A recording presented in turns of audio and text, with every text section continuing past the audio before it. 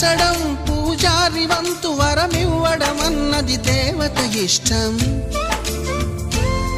ప్రేమించడం ప్రేమికుడి వంతు కరుణించడం అన్నది ప్రేయసి ఇష్టం.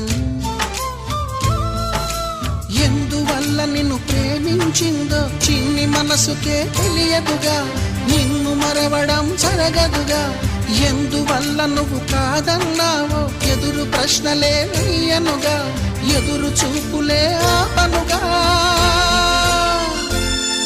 ఏనాటికో ఒకనాటికి నీ ప్రేమ సాధిస్తా. నిన్ను చూడాలని ఉన్నా, నిన్ను చూడాలని ఉన్నా